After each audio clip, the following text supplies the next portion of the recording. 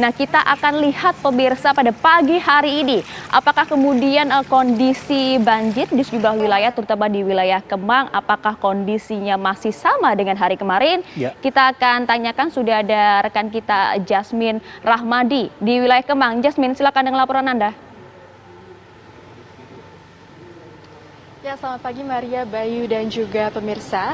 Memang pagi ini di kawasan Kemang, Jakarta Selatan, air sudah sepenuhnya surut, begitu di mana saat ini sudah tidak terlihat lagi adanya genangan air, dan akses dari Jalan Kemang Raya pun saat ini sudah terbuka untuk kendaraan roda 2 maupun roda 4. Di mana surutnya air ini terbilang cukup cepat jika dibandingkan dengan kemarin, karena kemarin air ini sempat mencapai ketinggian 2 meter.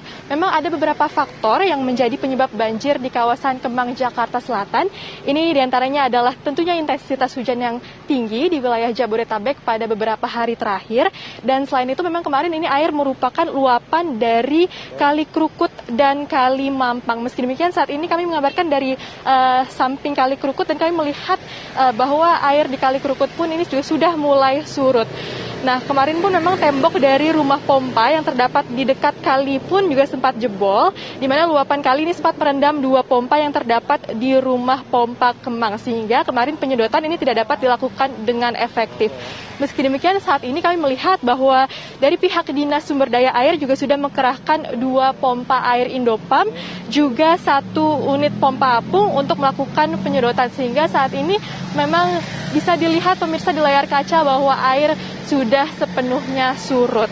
Nah, memang kemarin banjir ini tidak hanya merendam jalanan dan juga rumah warga, tetapi juga merendam mobil warga, karena memang beberapa warga tidak sempat memindahkan kendaraannya ke dataran yang lebih tinggi. Memang kemarin pun pihak Kelurahan Bangka, Jakarta Selatan ini juga sempat memberikan informasi di mana pihak kelurahan ini menghimbau warga untuk segera mengungsi ke lokasi pengungsian yang sudah disediakan.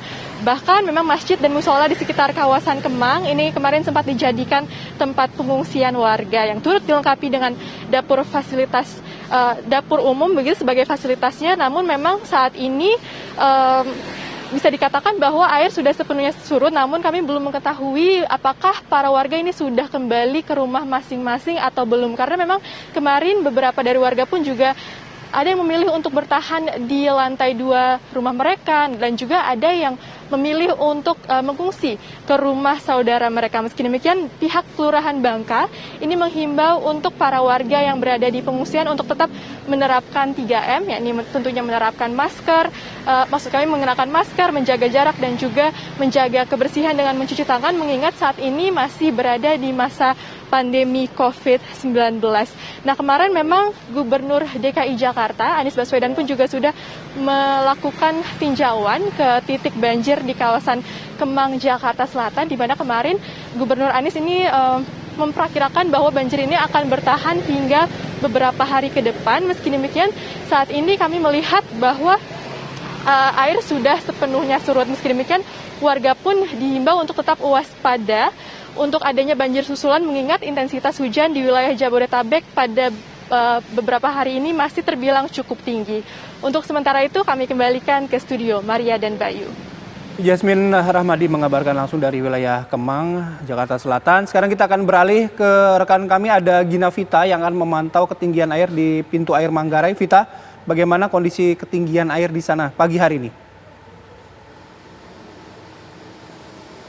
Ya, saya akan tunjukkan kepada Anda, Bayu dan juga pemirsa, bagaimana kondisi ketinggian muka air di pintu air Manggarai yang Anda lihat tepat di depan layar kaca Anda yang berwarna ada kuning, merah, orange. Ini merupakan penanda dari ketinggian muka air di pintu air Manggarai. Saat ini menunjukkan tinggi muka air 750 cm dan ini ada di warna hijau.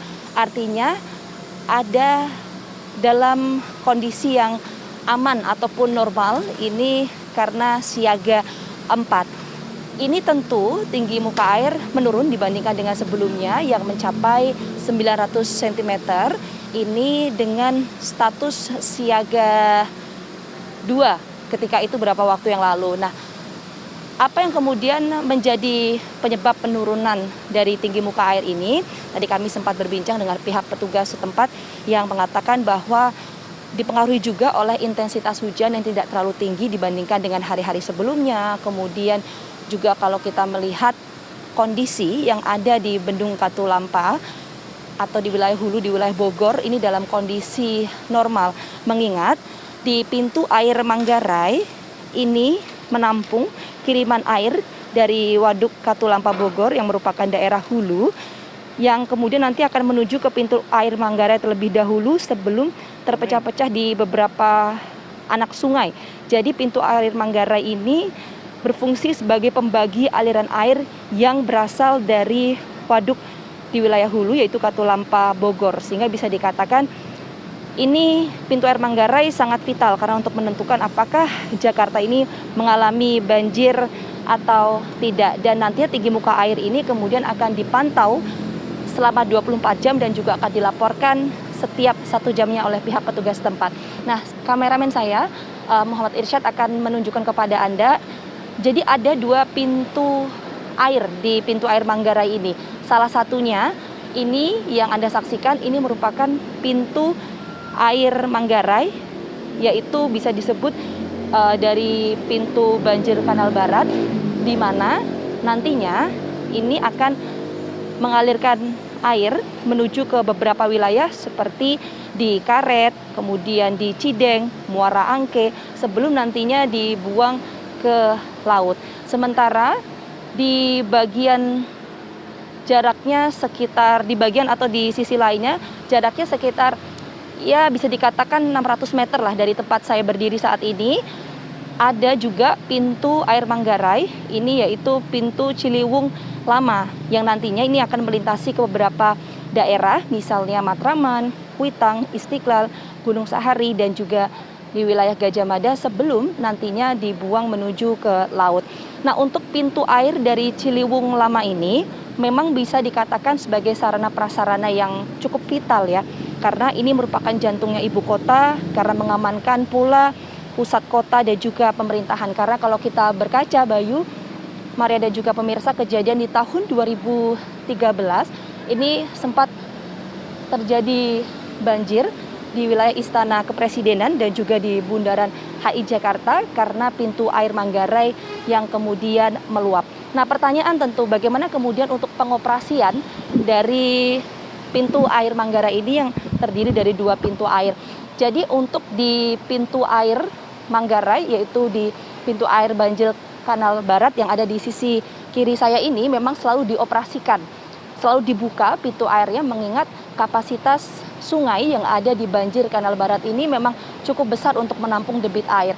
Sementara untuk pintu air yang ada di Ciliwung Lama ini harus memperhatikan terlebih dahulu bagaimana kemudian kondisi di hulu, kemudian pasang surut air laut, dan juga kondisi di Jakarta. Kalau pasang surut air lautnya ini kemudian turun, maka baru bisa dialirkan langsung ke laut. Tapi kalau naik harus dilakukan proses pemompaan terlebih dahulu sebelum dibuang menuju ke laut. Bayu. Ya, terima kasih banyak Gina Vita melaporkan langsung dari pintu air Manggarai, dan sebelumnya ada Jasmine Rahmadi dari Kemang Raya, Jakarta. Kita pantau tadi berdasarkan laporan dari Vita, ketinggian air masih normal, dalam kondisi normal dan juga aman di pintu air Manggarai ya. Iya, termasuk wilayah Kemang Jakarta Selatan yang ketinggian airnya sudah surut, banjirnya sudah tidak ada ya.